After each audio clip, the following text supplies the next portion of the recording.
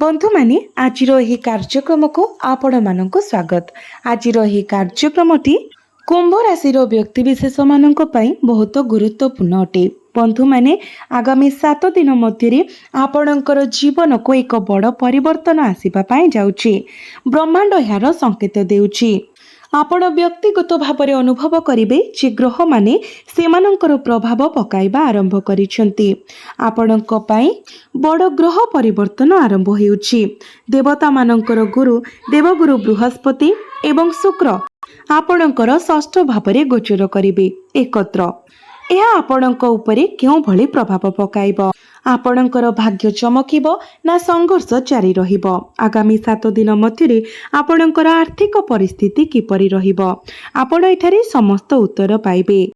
तो बंधु माने आपणक मध्य एभली किछि व्यक्ति अछंती जो मानकर भाग्य परिवर्तन हेबाको जाउछि।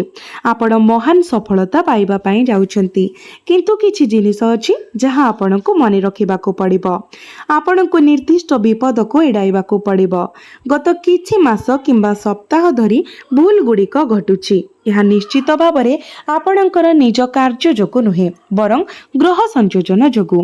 जेतेबेले ग्रह शक्ति संघर्ष करती आमे प्रायतः अनिच्छाकृत भावरे किछि करिथाउ, जहा विफलता, आर्थिक बाधा एवं विभिन्न प्रकार मानसिक चाप सृष्टि करे। तथापि जदि आपण एही वीडियो को शेष पर्यंत देखंती तेबे नूतन सप्ताहटी केवल चमत्कार हेबो नाही, बरं आपणक पथरु समस्त प्रतिबंधक एवं समस्या मध्य उभान होइचिबो।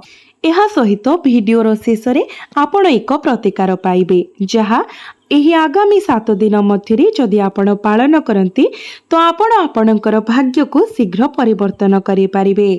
तो बंधु माने आगामी 7 दिन पई आपणक पई सबुठारु बड़ खुशी खबर हेउची बुध, जे कि बुद्धिर कारक ग्रह, से आपणकर पंचम भावरे गोचर करिवे।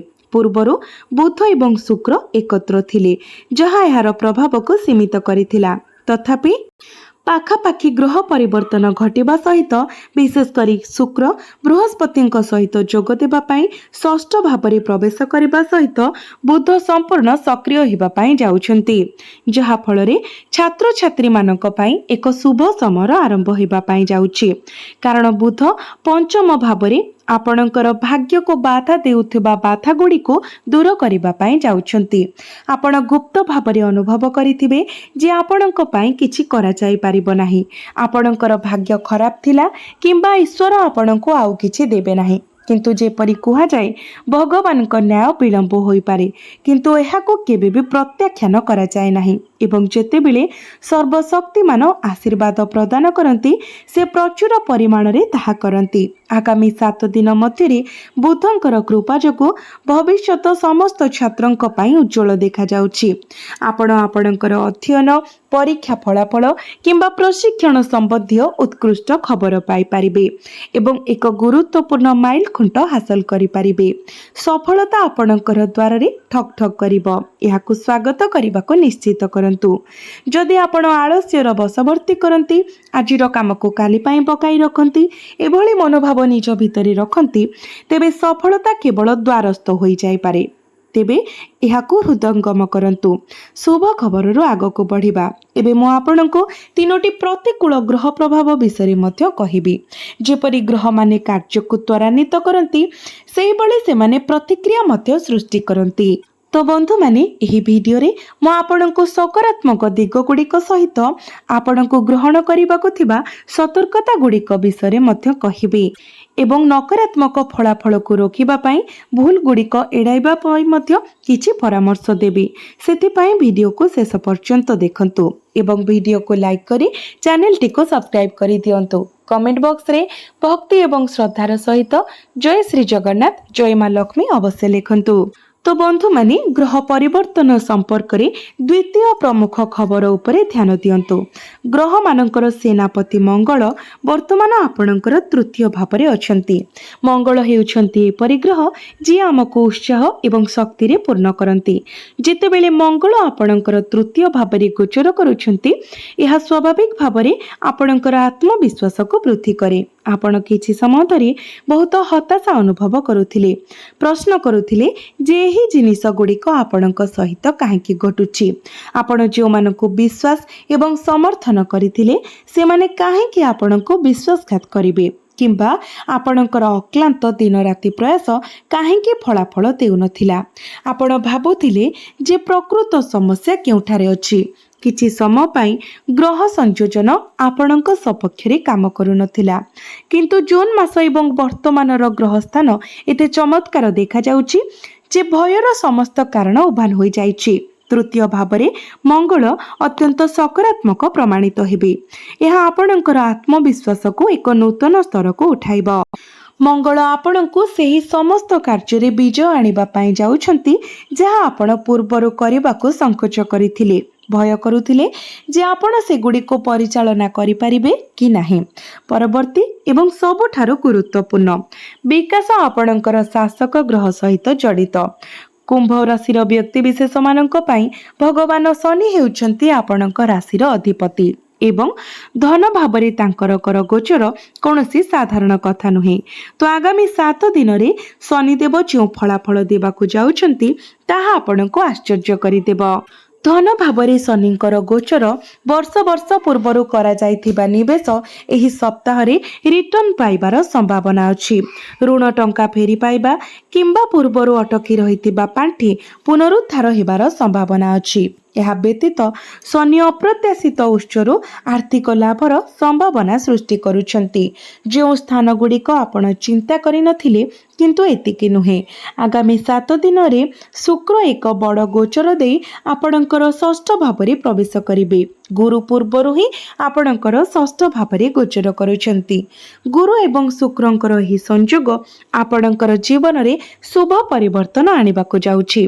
जेहेतु षष्ठ भावटी रोग ऋण एवं गुप्त शत्रु मानकर भाव, तो यह बहुत संभावना अछि जे जो माने आपणक विरुद्ध रे षडयंत्र करुथिले आपणकर विरोधी एवं शत्रु माने एक उपयुक्त उत्तर पाइबे। एही संयोग आपणकर समस्त शत्रुंक उपरे आपणकर विजय सुनिश्चित करिब। तथापि सामग्रिक प्रभाव कौन हेबो? षष्ठ भावरे गुरु एवं शुक्रंकर उपस्थिति सकारात्मक को सूचित करुथिबा बेले विशेष करी शत्रु मानक उपरे आपणकर प्राधान्य एहार एक नकारात्मक प्रभाव मध्य अछि, जहा आमे वीडियो रे परे आलोचना करिबो। आमे एक प्रतिकार मध्य कहिबो जाहाको आपणको बहुत ध्यानर सहित सुनिबाको पड़िबो। तो बंधु माने आमे ए पर्यंत बहुत भल खबर कहिलु। एबे किछि गंभीर विषय एवं सतर्कता विषय कहिबा पाई जाउछु।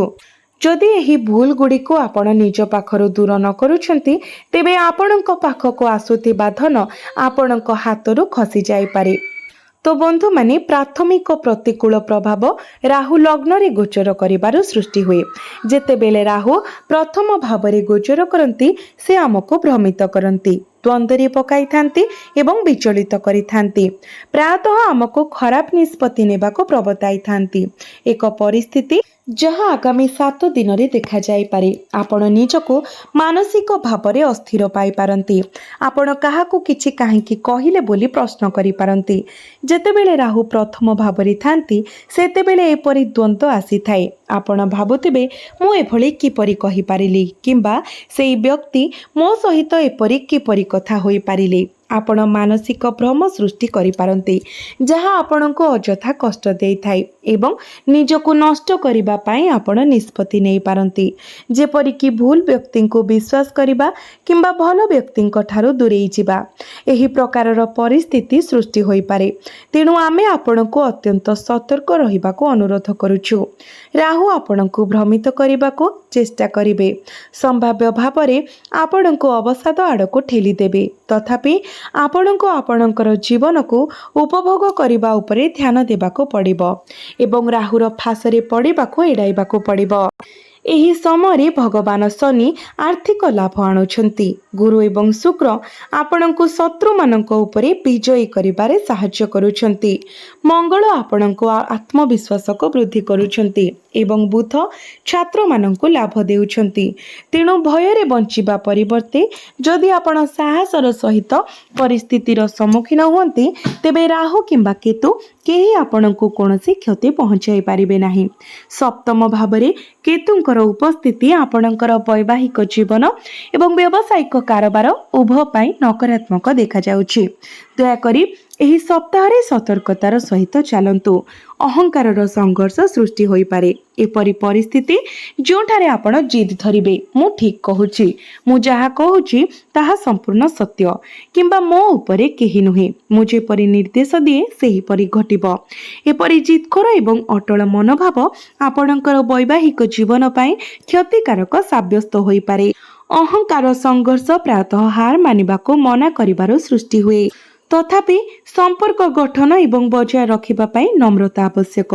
एक संपर्क स्थायी हेबा पाई अति कमरे जणे साथींको पाई नम्र आपस करिबाको इच्छुक एवं परिस्थिति को सौजन्यर सहित परिचालना करिबाको सक्षम हेबा अत्यंत गुरुत्वपूर्ण। तेणु आपणकर स्वभाव को शांत रखिबाको चेष्टा करंतु एवं प्रत्येक परिस्थिति को एक स्थिर मन सहित परिचालना करंतु, नचेत जिनिस गुड़िक भूल होई पारे। एहा सहित आपणकर व्यावसायिक सहभागिता मध्यरे संदेह रखिबारो दूरेई रुहंतु। जदिओ आपण आपणकर सहभागी सहित आपणकर हिसाब को स्वच्छ एवं सठिक रखिबा उचित। संदेह को आसीबाको दियंतु नाही, नचेत सहभागिता भांगी पारे। एहा व्यतीत गुरु एवं शुक्र ऋण एवं क्षतिर भावरे गोचर करुछंती, जहा रोगर घर मध्य। जदिओ एहा देखा जाउछि जे आपणकर शत्रु माने दूर होई जिवे, आपणको ऋणरू दूरे रहिबा उचित। एथिरु दूरता रखिबा उचित। किछि जिनिस आपणको किस्ती योजनारे किनिबाको प्रलोभित करि पारे, किंतु सेही ईएमआई परे एक भारी बोझ होई पारे। तेणु शांत रुहंतु। शनि द्वितीय भावरु धन पाई रास्ता खोली देउछंती, तथापि द्वितीय भावरु मध्य कथा को नियंत्रण करे। शनि आपणकर स्वर को किछिटा कठोर करि पारंती। तेणु आपण आपणकर कथारे नम्रता एवं शांत आचरण बजाय रखिबा उचित, नचेत समाप्त हेबाको थिबा कार्य गुड़िक नष्ट होई पारे एवं सफलतार द्वारे थिबा संपर्क भांगी पारे। मु एबे आपणको एक प्रतिकार कहिबाको जाउछि। जदि आपण एहाको सतर्कतार सहित पालन करती, तेबे आपणकर प्रयास निश्चित भावरे सफल हेबो।